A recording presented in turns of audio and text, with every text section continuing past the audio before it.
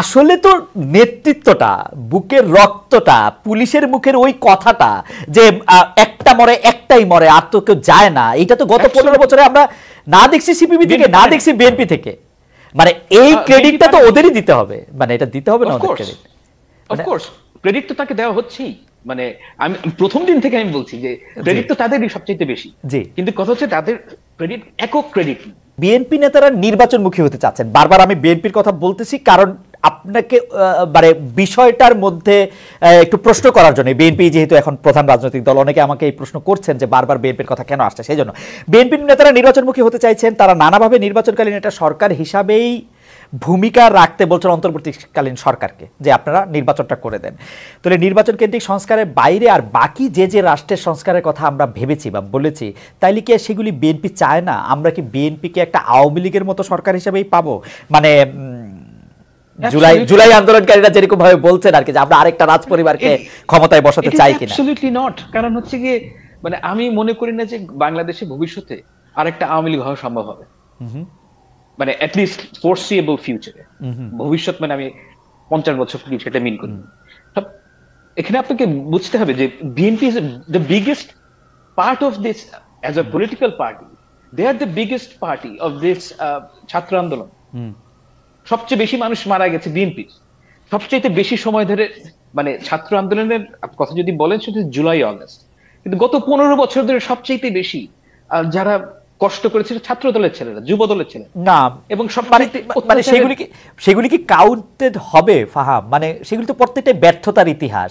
এই অক্টোবরেই তো মানে 2টা-4টা বোমা সাউন্ড গ্রেনেড ফোটার পরে পুরো এত বড় সমাবেশ বন্ধ করে বিএনপি চলে গেল। বিএনপি তো আসলে কিন্তু ব্যাপারটা হচ্ছে যে এটার মধ্যে তো অবশ্যই ব্যর্থতা আছে, কোনো এটা অস্বীকার করার কোনো উপায় নেই। কিন্তু দ্যাট ডাজন্ট মিন যে পিপলস ম্যান্ডেট এখানে আসছে না। জনসমর্থন বিএনপির ছিল না, বিএনপির হিউজ জনসমর্থন ছিল, এবং সেটা হয়তো নির্বাচন হলে আপনারা বুঝতেও পারবেন।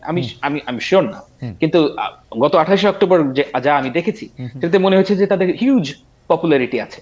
তো কথা হচ্ছে যে তারা তো ফ্যাসিস্ট, তারা আগেও তো কখনো এই রাস্তায় ওঠে নেই, আওয়ামী লীগের রাস্তায়, এবং তারা তো প্রতিবার বলছে যে আমরা তাদের, আপনি যদি 31 দফা দেখেন এবং তারা যেই সংবিধানের যেই পরিবর্তন চান সেগুলো কিন্তু অ্যাকচুয়ালি খুব ভালো, মানে সারা তো প্রমিস করছে যে আমরা এগুলো করবো, রাইট।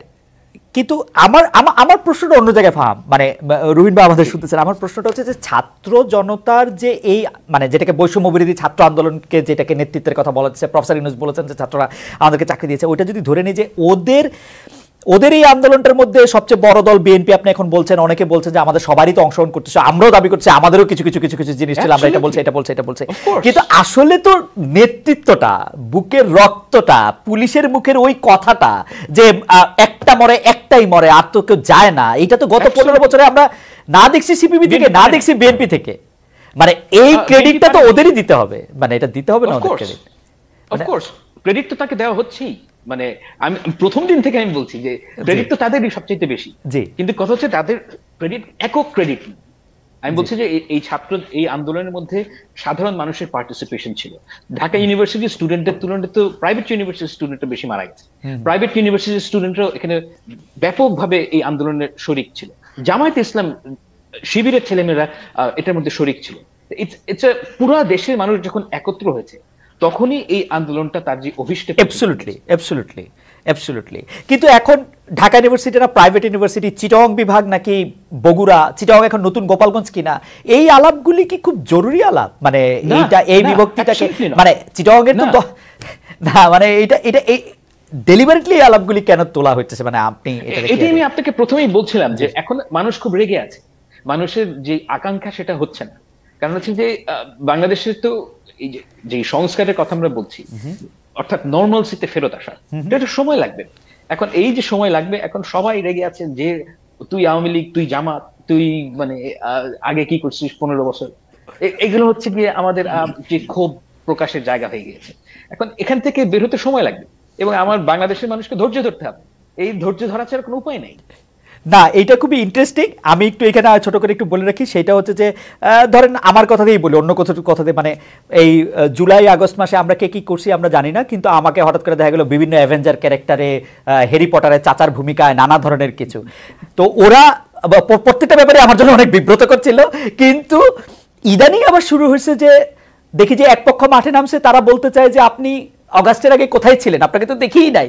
তো এখন এই মাঠে কারা, ওই মাঠে কোন লোক, আমার এটাতে খুবই কনফিউজ লাগে। এবং আপনি নিশ্চয়ই এটা আরো, আপনি অনেক বেশি জনপ্রিয়, আপনি নিশ্চয়ই এটা আরো অনেক বেশি ফেস করেন। যাই হোক, এটা একটু বলে রাখলাম আর কি।